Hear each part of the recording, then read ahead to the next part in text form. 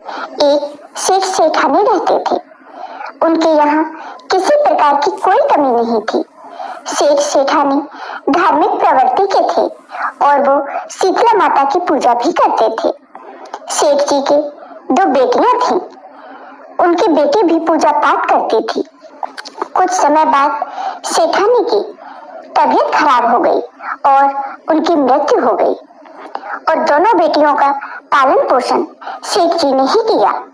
उन्होंने अपनी बेटियों को बड़े लाड प्यार से पाला था। धीरे धीरे समय बीतता है और सेठ जी की दोनों बेटियां बड़ी हो जाती हैं, तो सेठ जी अपनी दोनों बेटियों के संपन्न परिवार में शादी कर देते हैं। कुछ समय बाद सेठ जी की दोनों बेटियां अपने पिता से मिलने अपने घर आईं, तो सेठ जी ने अपनी बेटियों से पूछा, बेटी तुम्हारा ससुराल कैसा है, वहाँ सब ठीक है ना? तब सेठ जी की छोटी बेटी ने कहा, हाँ पिताजी, मेरे ससुराल में सब ठीक है, सब लोग बहुत अच्छे हैं, सब मुझे बहुत प्यार करते हैं और पैसों की भी कोई कमी नहीं है। यह सुनकर सेठ जी बहुत खुश होते हैं।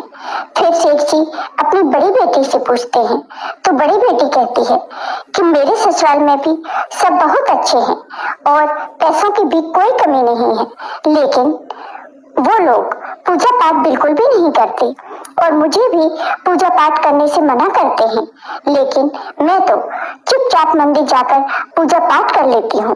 तब सेठ जी ने कहा, बेटी तुम्हें ऐसा नहीं करना चाहिए।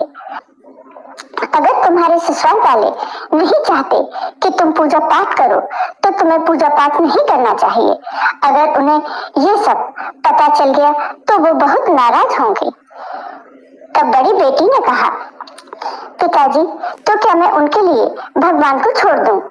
तब उसकी छोटी बहन ने कहा, दीदी मेरे घर वाले भी पूजा पाठ नहीं करते और उनकी खुशी के लिए मैं भी पूजा पाठ नहीं करती और वो सब लोग मुझसे खुश रहते हैं। तुम्हें भी अपने ससुराल वालों की खुशी के लिए पूजा पाठ नहीं करना चाहिए। तब बड़ी बहन ने कहा, नहीं मैं ऐसा नहीं कर सकती, मैं भगवान को नहीं छोड़ सकती। मैं अपने प्यार और विश्वास से अपने ससुराल वालों को भी आस्तिक बना दूंगी। फिर अपने पिता से मिलकर दोनों बहनें अपने अपने घर चली गईं। समय बीतता है और कुछ दिनों बाद सेठ की बड़ी लड़की के पति की तबीयत बहुत खराब हो जाती है। जब सेठ की बड़ी लड़की ने देखा तो अपनी सास से कहा, माँ जी इन्हें माता का प्रकोप हुआ है, हमें शीतला माता पर शीतल जल चढ़ाना होगा और घर में सादा भोजन खाना होगा, तभी 7 दिन में ये ठीक होंगे।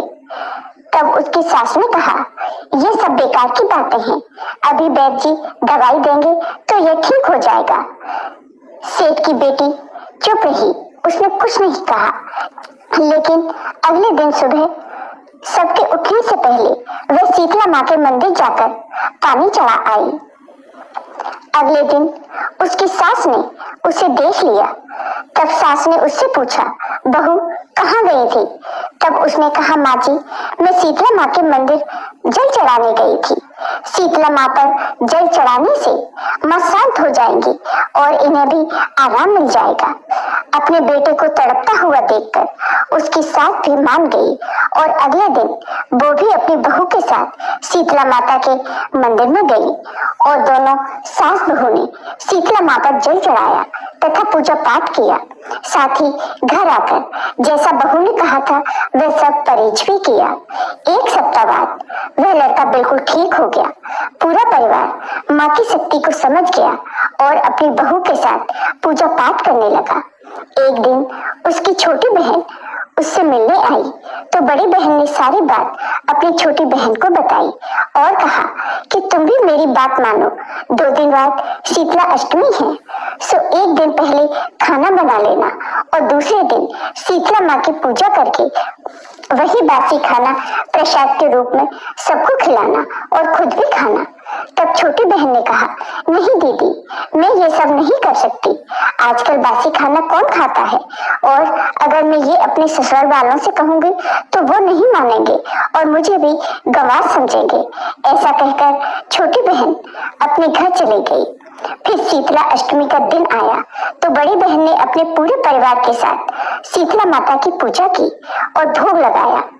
एक दिन छोटी बहन अपनी बड़ी बहन के घर आई और वह बहुत रो रही थी, तो बड़ी बहन ने उसे चुप कराया और पूछा, क्या बात है, तुम क्यों रो रही हो? तब उसने कहा, दीदी, एक दिन सपने में मैंने शीतला माँ को देखा और वो बहुत गुस्से में थी।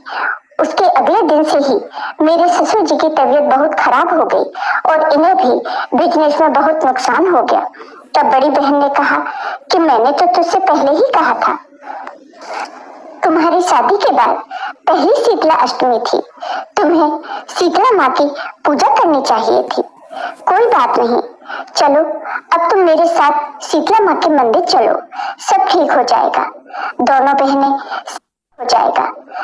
बहनें शीतला माँ के मंदिर गईं और शीतला माँ की पूजा की और माता रानी को शीतल जल चढ़ाया। फिर बड़ी बहन ने कहा कि आज से 40 दिन तक सुबह मंदिर जाकर शीतला माता पर जल चढ़ाना और पूजा पाठ करना, सब ठीक हो जाएगा। छोटी बहन ने ऐसा ही किया। नियम से वह मंदिर जाने लगी और शीतला माँ के पूजा पाठ करने लगी। जब छोटी बहन के ससुराल वालों को यह पता चला तो उन्होंने उसे पूजा पाठ करने के लिए मना किया। तो छोटी बहन ने अपने ससुराल वालों को अपनी बड़ी बहन की कहानी सुनाई। यह सुनकर उसके घर वालों के मन में भी माँ के प्रति भक्ति जाग गई और फिर उसके ससुराल वालों ने भी मिलकर शीतला माता का पूजा पाठ किया। कुछ दिनों बाद सब कुछ ठीक हो गया। उसके ससुर की तबीयत भी ठीक हो गई और उसका बिजनेस भी अच्छी तरह से चलने लगा। अब उन लोगों को शीतला माता पर और विश्वास हो गया और सब परिवार वाले मिलकर पूजा पाठ करने लगे। शीतला माता की जैसे आपने इन दोनों बहनों पर अपनी कृपा की, वैसे ही अपने सभी भक्तों पर अपनी कृपा सदा बनाए रखना। जय हो शीतला माता की। आइए अब सब मिलकर करते हैं शीतला माँ की आरती। जय शीतला माता मैया, जय शीतला माता, ज्योति महारानी, आदि ज्योति महारानी, सब फल की दाता, ओम जय शीतला माता। रत्न सिंहासन शोभित, श्वेत छत्र भ्राता, मैया श्वेत छत्र भ्राता, रिद्धि सिद्धि चंबर ढुलावे, जगमग छवि छाता, ओम जय शीतला माता। विष्णु सेवत ठाड़े, वेद पुराण वर्णति पार नहीं पाता, ओम जय शीतला माता। इंद्र मृदंग बजावत, चंद्र बीड़ा हाथा, मैया चंद्र बीड़ा हाथा, सूरज ताली बजाते, सूरज ताली बजाते, नारद मुनि गाता, ओम जय शीतला माता। घंटा शंख से